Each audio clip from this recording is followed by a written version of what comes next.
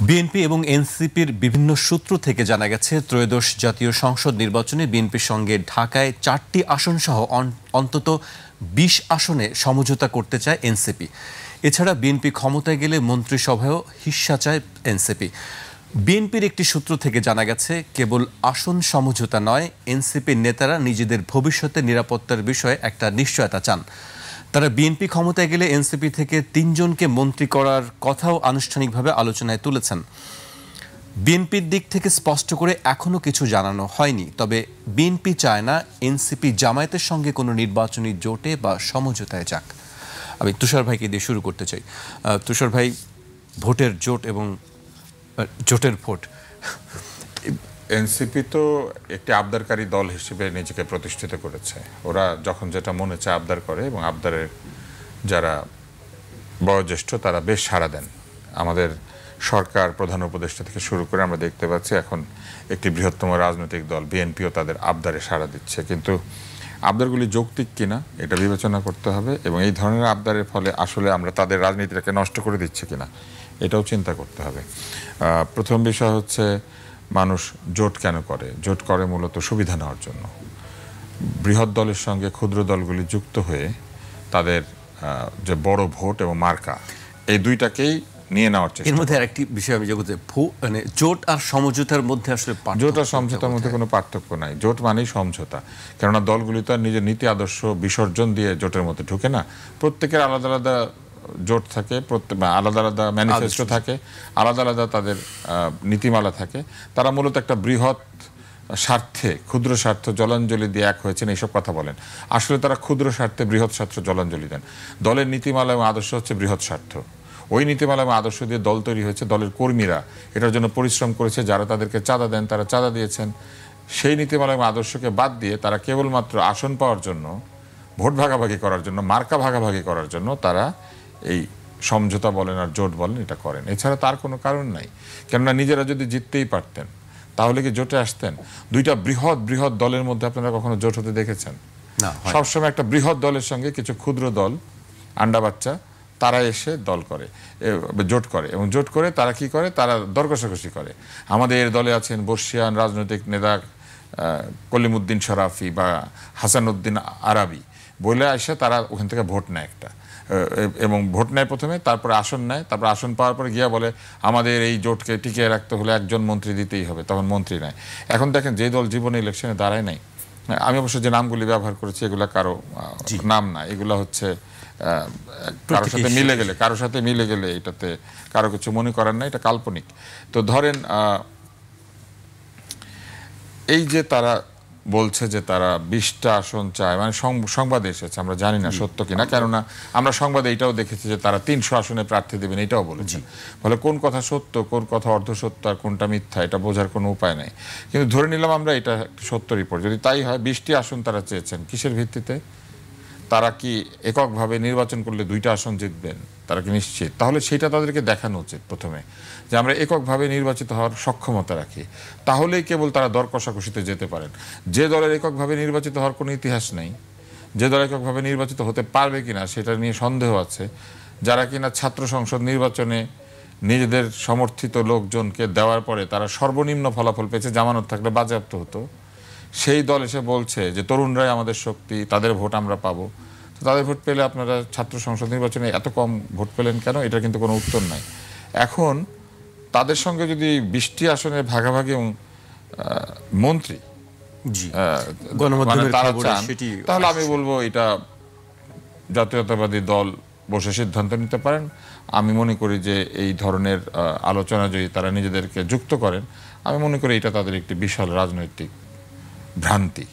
কেননা জাতীয়তাবাদী দল যদি এইভাবে, যাদের জেতার কথা না, যারা ভোটে জিতবেন না, যাদের অনেকের জামানত বাজেয়াপ্ত হওয়ার আশঙ্কা আছে, তাদেরকে শুধু জিতিয়ে এনে একটা সংসদ, যে অনেক লোকজন আছে, এটা চিন্তা করেন, তাহলে কিন্তু এই সংসদের সঙ্গে আগের সংসদের কোনো পার্থক্য থাকে না। আগের সংসদে এরকম যাদের জেতার কথা না তাদেরকে আওয়ামী লীগ জিতিয়ে আনতে হবে, এনে একটা গণতন্ত্র আছে এরকম ধারণা দেওয়ার চেষ্টা করতো। এটা একদম ভুল হবে। তারা যদি কাউকে জেতাতেই চান তাহলে মেধার ভিত্তিতে জেতানো উচিত। খুবই মেধাবী লোক, মনে করেন অসাধারণ মেধাবী রাজনীতিবিদ, দল নাই অথবা দল আছে কিন্তু অতি ক্ষুদ্র দল, এই ধরনের মানুষদেরকে যদি সংসদে আনা হয় তাহলে এই সংসদ অনেক কার্যকর হবে।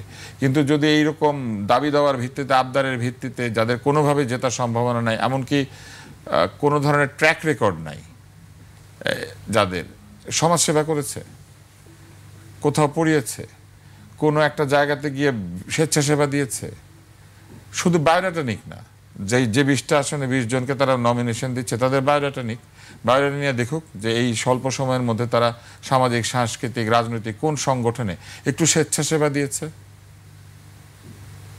একজন রাজনীতিবিদের যে বায়োডাটা, সেখানে সবচেয়ে বড় শক্তির জায়গা কোনটা জানেন? স্বেচ্ছাসেবা।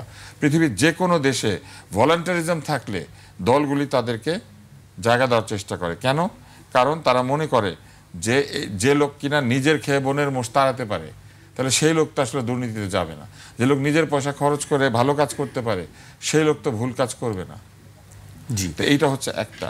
আরেকটা জায়গা হচ্ছে, আপনি লক্ষ্য করলে দেখবেন, আমি দেখলাম গতকাল পত্রিকাতে ছবি এসেছে অনলাইনে, আর আজকে প্রিন্টেড পত্রিকাতেও ছবি এসেছে। আমি সমস্ত শ্রদ্ধা নিয়ে বলি, মীর মুগ্ধর ভাই স্নিগ্ধ, এই সরকার তাকে জুলাই ফাউন্ডেশনের প্রধান পদে বসিয়েছিল, এখন সে বিএনপি থেকে যোগ দিয়েছে। এই যোগ দেওয়ার যে শর্ত, এটা কি মেধা নাকি তার ভাইয়ের আত্মত্যাগ?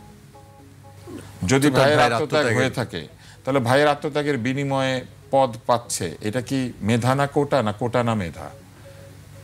যদি তাই হয়ে থাকে, ভাইয়ের আত্মত্যাগের কারণে এরকম পদ পাওয়া, সদস্য পদ পাওয়া, যোগ দেওয়া, এরকম পাবলিসিটি পাওয়া যেতে পারে, তাহলে মুক্তিযোদ্ধাদের কি দোষ আছে? তাদের বাবা মা মারা গিয়েছে, তাহলে তাদের কোটা নিয়ে এত আপত্তির কি কারণ ছিল? তাদের কোটা নিয়ে এত অস্থিরতার কি কারণ ছিল? একই তো ঘটনা, ঘটনাটা একই না?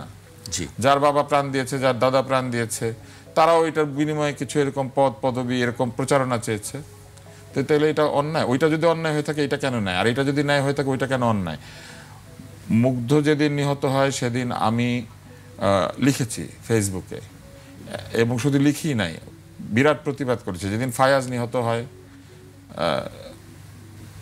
রেসিডেন্সিয়াল মডেল স্কুলের ছাত্র, সেদিন আমি প্রতিবাদ করেছি, আমি রাস্তায় দাঁড়িয়ে বক্তৃতা দিয়েছি। এখন মনে করেন আমি গিয়ে বললাম আমি এমপি হতে চাই। Is this really ethical?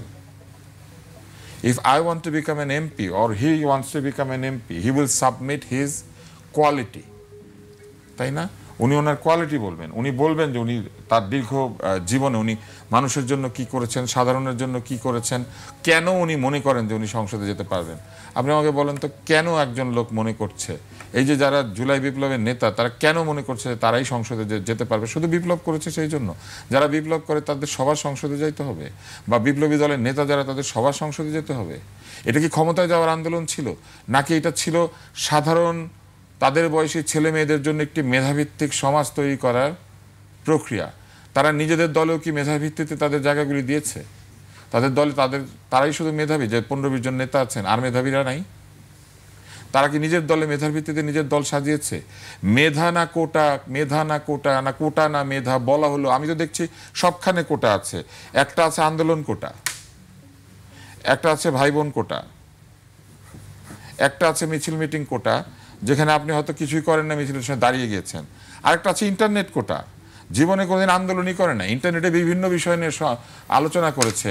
আপনার ফোড়া উঠলে কি করবেন, তারপরে আপনার যদি মাথা ঘুরায় কি করবেন, অথবা আপনি বেড়াতে গেলে কি করবেন, অথবা আপনি আকাশ থেকে যদি লাফ দেন তাহলে কিভাবে লাফ দিয়ে মাটিতে পড়বেন। তো এই ইন্টারনেট কোটা, এই মিছিল কোটা, এই ভাই বোন কোটা, আন্দোলন কোটা, আসল কোটা কোথায়? যোগ্যতার কোটা কোথায়? লেখাপড়ার রেজাল্টটা বলো তো সবাই, কে কততে পেয়েছো, কার জিপিএ কত, কে মাস্টার্স কমপ্লিট করেছো, আর কে গ্রাজুয়েশন, কার রেজাল্ট কি, একটু বলো। অথবা এটা বলো না, তোমরা না বিশেষ দিতে চাইছিলা, qualify. Those who have actually told us যে বিসিএস এ অন্যায় হয়, কোটার ভিত্তিতে রাষ্ট্র এবং সরকার লোকজনকে নিয়োগ দিয়ে মানুষকে অবিচার করে, তারা এখন কি করছেন?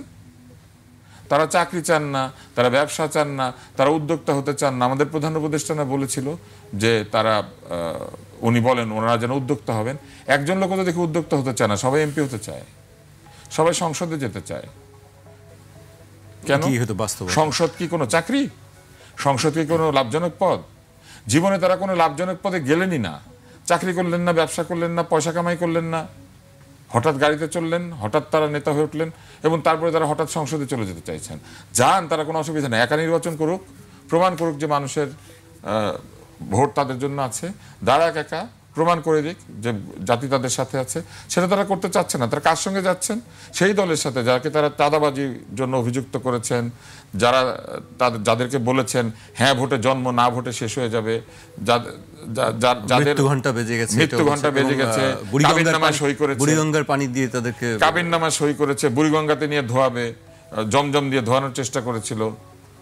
তাদের সাথে আবার গিয়ে এই যে আলোচনা করছে, এটা কিসের আলোচনা? এটা লোভের আলোচনা, লাভের আলোচনা, এটা সিটের আলোচনা, এটা আসনের আলোচনা, এটা মন্ত্রিত্বের আলোচনা। কোথায় লাখ লাখ ছেলে মেয়ের চাকরি, কোথায় লাখ লাখ ছেলে মেয়ের বৈষম্যহীন সমাজের প্রতিষ্ঠা? বরং এই যে অন্য দলের মধ্যে কোটা নিয়ে ঢুকে পড়া এবং অন্য দলের মার্কা ব্যবহার করা অথবা অন্য দলের ভোটার ব্যবহার করে নিজেকে বিজয়ী করার চেষ্টা, এইটাই তো কোটা।